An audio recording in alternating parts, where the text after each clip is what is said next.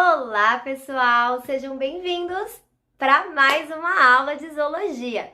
Hoje nós vamos falar sobre os vermes. Isso aí, aquele grupo que pouca gente gosta de trabalhar. Quando eu começo a ensinar vermes para meus alunos, eu já começo a ver as carinhas. Ai, Pro, que nojo! Começam a folhear a apostila com aquelas imagens e eles acham muito feios, muito nojentos, mas na verdade eles são muito bonitinhos com uma biologia particular. E hoje o nosso bate-papo vai ser sobre isso, tá? Então as principais características desses grupos tão diversos, mas que ao mesmo tempo não são tão evoluídos. E eu vou discutir isso com vocês, né? A gente vai entender um pouquinho.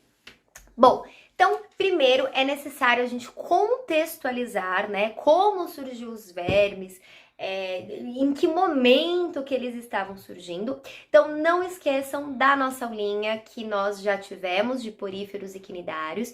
Então, os quinidários, eles foram animais que já conquistaram uma cavidade digestiva, e aí nós vamos ver como que essa cavidade digestiva foi importante para a gente evoluir cada vez mais os animais. São dois grupos de vermes diferentes, tá? Os vermes são aqueles grupos que nós terminamos com o sufixo eumintos ou eumintes, tá? São os plateumintos e os nemateumintos. Então, a primeira coisa, gente, ó, diferença entre esses dois. Plateumintos são vermes achatados. Lembra que lembra aqueles pratos, sabe? Um prato bem fininho. Plateumintos achatados, bem fininhos. E nema quer dizer fio. Então, os nemateumintos são os vermes em forma de fio, tá? E agora vamos ver as características de cada grupo e de cada representante. Os plateumintos, eles são formados por 3 vermes. Nós temos as planárias, que não são parasitas. Nós temos os schistossomas mansones, que são parasitas. E nós temos as tênias, que também são parasitas. E aí uma coisinha que eu falei aqui no comecinho do vídeo, né? Que apesar deles serem muito diversos, eles não eram tão evoluídos. Na verdade, o que a gente tem que entender? Como que a gente tem no grupo uma espéciezinha que não é parasita, que é a planária, essa coisa maravilhosa, nós tivemos uma evolução maior, tá? E por quê? Vamos pensar no seguinte exemplo. Você, aquele aluno certinho, que sempre estuda, que sempre faz as suas tarefas de casa, e você tem um amigo, o famoso amigo parasita, que é aquele que não faz nada, não faz uma tarefa de casa, não faz uma leitura recomendada, nada. Pelo contrário, ele só surrupia as tarefas que você faz, que você desenvolve. Então, se é um trabalho em grupo, ele senta com você para você fazer e ele fica lá só olhando. Se é uma atividade para ser entregue para um professor, ele copia do seu. Enfim, então vamos pensar nesse exemplo do amigo parasita. Quem vai a nível acadêmico, tá, gente? Não tô falando a nível econômico, sorte da vida, não, né? Uma questão mais teórica. Teoricamente, qual vai ser aquele que vai evoluir mais? Ou seja, que vai crescer mais em seus conhecimentos daquela disciplina? Você que faz tudo certinho e que estudou bastante, ou ele que só copiou? Um exemplo claro, né? Então, por que isso é importante? Por que isso é evidente na aulinha de hoje de plateumintos? Porque as espécies parasitas, elas precisam obrigatoriamente de um hospedeiro. Então, é difícil elas crescerem, é difícil elas se desenvolverem, porque elas sempre vão ter essa dependência de um hospedeiro. Agora, quando a gente fala de uma espécie que não é parasita, de uma espécie livre, nós vamos ter uma maior seleção natural, nós vamos ter uma maior seletividade e uma maior evolução, ok? Então, quando a gente fala dos vermes, óbvio que os vermes são evoluídos. Agora, dentro dos plateumintos, nós vamos ter a maior característica das planárias. Tem coisas que a planária tem, que nem o xistossoma e nem a tênia tem. Mas mesmo assim, a gente considera a característica do grupo. Então, vamos estudar a planária primeiro. Esses animais, eles vão ter olhos primitivos, que a gente chama de ocelos. Não são olhos com uma visão muito apurada, mas eles já conseguem discernir o que é claro, o que é escuro. Então, são olhos que vão captar as variações de luz. A gente já começa a desenvolver o nosso sistema nervoso. O corpo todinho das planárias são formados por gânglios nervosos. Então, a gente tem mais uma evidência ainda de um sistema nervoso nesses animais. Uma questão importante, nesses plateumintos a gente tem o surgimento de uma camada interna, a mesoderme. Os nossos animais de diblásticos passam a ser triblásticos, com ectoderme, mesoderme e endoderme. E essa cavidade, essa mesoderme vai ser muito, muito importante para a aquisição de um preenchimento, que deu origem a todos os nossos órgãos internos, que a gente chama de celoma. Mas cuidado, os plateumintos não têm esse celoma ainda, tá? Eles possuem apenas a cavidade. Então, eu comecei aí com a formação da coisa. O preenchimento ainda nós não temos. As planárias, elas têm uma regeneração muito apurada, então qualquer partezinha que a gente corta da planária pode regenerar uma outra planária. Além de, claro, a reprodução sexuada. Lembra que eu falei? Todos os animais, claro, foi na aulinha passada, eu repito. Todos os animais, eles têm reprodução sexuada. A reprodução assexuada é apenas um adendo. Algumas espécies vão ter, outras não. No grupo dos plateumintos, somente as planárias têm a regeneração. Todos os outros representantes, e as planárias também, vão se reproduzir através da maneira sexuada, isto é, troca de gametas. Os xistossomas mansones, por exemplo, eles, quando adulto, eles são monóicos, isto é, macho e fêmea coabitam no mesmo corpinho, então fica bem mais fácil essa reprodução. No caso das tênias, cada tênia é hermafrodita, então um único corpinho já consegue produzir os 2 gametas e fecundar. Vamos falar um pouquinho das verminoses dos plateumintos, tá? O xistossoma mansoni é responsável, ele é o causador da esquistossomose, também conhecida como barriga d'água. Muito importante vocês estudarem esquistossomose, gente. Ela é endêmica no nosso país, no Brasil, então vira e mexe, tá caindo em Enem, tá caindo em vestibulares, tá? A esquistossomose, ela tem um hospedeiro intermediário, que é o caramujo bionfalária. Então, como que é o ciclo da doença? Imagina que eu sou o hospedeiro definitivo da esquistossomose. Então, eu tenho um xistossoma mansoni no meu corpinho, mais precisamente no intestino. Se eu defecar em uma lagoa que tiver essa espécie de caramujo, então não é toda a região do Brasil, essa doença é mais endêmica ali na região centro-oeste, ok? Então, se eu defecar num local inapropriado, numa lagoa que tem essa espécie de caramujo, eu libero ovos desse xistossoma mansoni e esses ovos podem entrar no caramujo. O caramujo ali se alimentando pode comer um ovinho. Dentro do caramujo, esse ovinho eclode e libera a cercária, que é uma larva, que por sua vez vai ser liberada na água. Se uma pessoa desavisada, né, sem instrução, sem o conhecimento de que aquela lagoa é uma lagoa contaminada, ao nadar naquela lagoa, poderá contrair a esquistossomose. As cercárias, elas penetram ativamente na pele, tá? Entram mesmo. E aí, uma vez dentro do organismo, uma vez na corrente sanguínea, ela vai se alojar no trato digestório. Pode ser estômago, pode ser intestino, mais precisamente no intestino e no fígado. As cercárias também são possuem uma afinidade no fígado, vamos dizer assim. Então, elas vão caminhando para o fígado diretamente. Então, também é comum a gente ter uma elevação do quadro da doença por conta dessas cercárias no fígado, ok? Então, sabendo tudo isso, sabendo o ciclo de vida dessa doença, é possível a gente ter maneiras de prevenir e também desconfiar dos sintomas. Então, como que a gente previne a esquistossomose?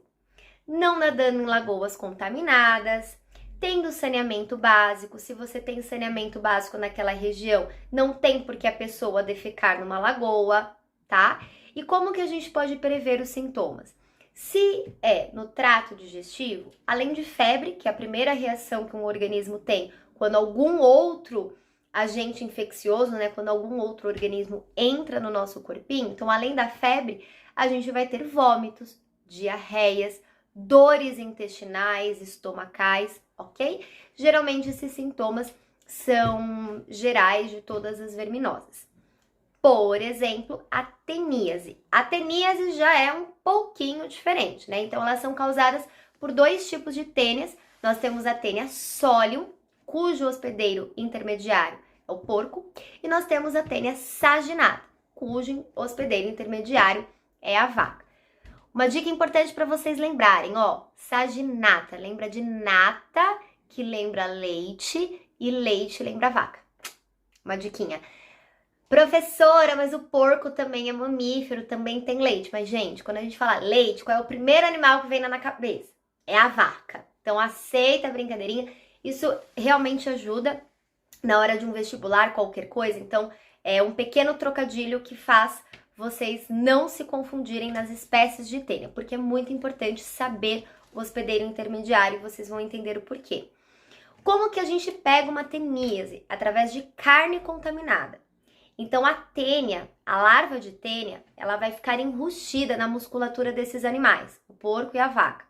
Então, a hora que a gente come uma carne mal passada, uma carne crua, essas larvas no nosso intestino vão crescer e vão desenvolver a tênia, que são um dos maiores vermes que a gente tem no mundo, tá? A gente chama de solitária, de tão grande que ela é. Só pode uma tênia no nosso intestino, né? Se uma tênia já é muito grande para o nosso intestino, quiçás mais de uma tênia, tá? As tênias, elas vão ter uma cabeça, notem que as espécies são diferentes nesse aspecto. A tênia solium, ela possui ventosas bem potentes, ventosas que grudam mesmo, e ganchos que rasgam o intestino. E a tênia saginata vão ter apenas ventosas, 4 potentes ventosas. Essa cabeça a gente chama de escólix. Ao longo do corpinho das tênias, nós vamos ter as proglótides, os quadradinhos. Eles são formados assim que o verme se desenvolve na forma adulta em nosso intestino. A última proglótide sempre é onde ficam os gametas. Lembra? Elas são hermafroditas. Então, a troca de gametas masculinos e femininos formam os ovinhos que nós chamamos de cisticerco. Na hora que a gente defeca num local inapropriado, tá? Então, numa moita, numa pastagem, por exemplo, se os animais, vaca ou porco, se alimentarem desses cisticercos no organismo dos animais, eu tenho o desenvolvimento da larva da tênia. E aí a gente reinicia o ciclo se nós nos alimentarmos dessas carnes cruas. Por que eu falei que era muito importante saber diferenciar os hospedeiros intermediários da tênia? Porque a tênia solium ela é muito difícil de ser quebrada. O cisticerco da tênia solium, da tênia do porco, ele é um pouquinho mais rígido, ele é mais difícil de ser quebrado no corpo do porco, e isso pode fazer com que o homem ingira o ovo propriamente dito, e não a tênia. Se nós ingerirmos a larva da tênia, nós temos uma teníase, uma verminose intestinal, com aqueles sintomas semelhantes à esquistossomose. Febres, dores abdominais, diarreias muito intensas, desnutrição, o verme vai se alimentar dos nossos nutrientes. Agora, se o homem ingere o ovo, se o homem ingere o cisticerco, nós não vamos ter a teníase, nós vamos ter a cisticercose, que é uma enfermidade em que esse ovo, na corrente sanguínea, vai migrar até atingir o cérebro, muito mais grave do que a teníase. Uma vez no cérebro, não tem o que fazer, não tem cirurgia, não tem tratamento, por enquanto, né? Por enquanto não tem. Então, uma vez no cérebro, a gente não sabe o que pode acontecer. Pode acometer uma área bem delicada, a pessoa pode morrer na hora, como também ela pode conviver com esse cisticerco o resto da vida dela e não vir a falecer por conta dele. Então, tudo é uma incógnita, mas certamente a cisticercose é muito mais grave do que a teníase. Por isso que em nenhum estabelecimento de redes alimentícias podem consumir, podem vender carne de porco mal passada. A carne de vaca a gente até encontra na churrascaria, né? Ou numa hamburgueria que a gente vai e fala assim, é carne mal passada, ao ponto ou bem passada, né? A carne de vaca. Carne de porco, jamais, tá? E nunca consomem linguiça crua, bisteca crua e nenhum derivado de porco nessas situações de crua ou mal passada, tá bom? A menos eu tava pensando agora, por exemplo, em presunto. Você fala, mas não é um frio, não é uma carne de porco, né? O presunto pelo menos é cozido, não é totalmente cru, e ele é um embutido, então não é uma carne natural, enfim, tá? Então evitem consumir esse tipo de carne mal passada. Aí nós vamos para os vermes em forma de fio, os nemateumintos. Eles já começam com uma evolução muito considerável no sistema digestivo. Eles vão ter anos. Nós falamos que ele tem um sistema digestivo completo ou um tubo digestório completo. A presença, a aquisição do ânus foi muito importante para a evolução dos animais. O preenchimento, a mesoderme, né? Eles vão ter um semi-preenchimento, que a gente chama de um pseudoceloma. Não é um celoma verdadeiro, mas dá uma quebradinha de galho. É através desse pseudo, né? Desse falso celoma, que a gente conseguiu evoluir para o celoma verdadeiro. Os principais representantes são as lombrigas e os ancilostomas, ambos parasitas, inclusive humano. A principal doença da lombriga é a ascaridíase, no qual uma pessoa se contamina ingerindo água ou alimentos contaminados com os ovos da lombriga, o Ascaris lumbricoides. Uma vez no nosso intestino, esses ovos eclodem, não tem hospedeiro intermediário, tá? Nós comemos o ovo no nosso intestino mesmo, esse ovo eclode e libera a larva de lombriga, que vai crescer até se formar o verme adulto, que vai produzir os ovos e vamos eliminar esses ovos através das fezes. Uma questão muito importante da lombriga, eu adoro as ascaridíase, a lombriga ela migra no nosso corpo. Então, quando ela tá crescendo, ela sai do intestino, ela vai pro fígado. Aí ela cresce um pouquinho mais. Aí ela vai pro coração. Aí ela cresce um pouquinho mais ainda. E aí do coração ela vai pro pulmão. E é nesse caso que a gente tem as formas mais bizarras de ascaridíase. Por quê? Porque uma vez no pulmão, ela vai tentar fazer o processo inverso da respiração, né? Ela vai penetrar no pulmão, bronquíolos, brônquios, traqueia, etc, até chegar na nossa faringe, que tem conexão com o sistema digestório. Então a ideia é que a gente engula as lombriguinhas semi-adultas para que elas voltem no trato digestivo e continuem a sua maturação lá no intestino. E nessa da gente ter que engolir as lombrigas, se nós formos adultos, né, já com desenvolvimento do corpo melhorzinho, nós nem vamos sentir, vai ser algo automático. Agora, geralmente as crianças que têm uma garganta pequenininha acabam sentindo. Então a gente pode tossir e ter a liberação de lombrigas pela boca, a gente pode espirrar e ter a liberação pelo nariz, ou em casos muito particulares, muito raros, a gente já tem registros de algumas lombriguinhas saindo pela região lacrimal, pela região do olho, mas são casos bem raros mesmo. O ancilostoma, ele é responsável pela doença ancilostomíase ou amarelão, e a gente tem uma personagem muito importante na nossa literatura, o Jeca Tatu de Monteiro Lobato. Ele descreve bem aquele aspecto amarelado, cansado, Isso porque o ancilostoma, ele tem uma mucosa, né? Ele tem uma ventosa muito, né, muito importante, muito forte na nossa mucosa intestinal. Então, além das nossas células, eles acabam também se alimentando do nosso sangue, causa muita hemorragia intestinal. E essa hemorragia vai fazer com que nós fiquemos anêmicos. Por isso, o aspecto amarelado. Nós contraímos o amarelão em solos contaminados, pisando diretamente nesses solos contaminados. O ancilostoma, ele penetra na pele, uma vez na corrente sanguínea, ele poderá se alojar no intestino, ok? São duas verminoses também muito decorrentes em Enem vestibulares, ascaridíase e ancilostomíase. Vale a pena vocês estudarem, fazerem até um ciclo de vida muito maior, ok? Lindos, espero que vocês tenham gostado da aulinha do nosso bate-papo sobre os vermes. Essas são as principais características que vocês têm que saber das verminoses e dos vermes, tá? Então, vermes, características biológicas, se tem celoma, se não tem, se tem cavidade, se não tem.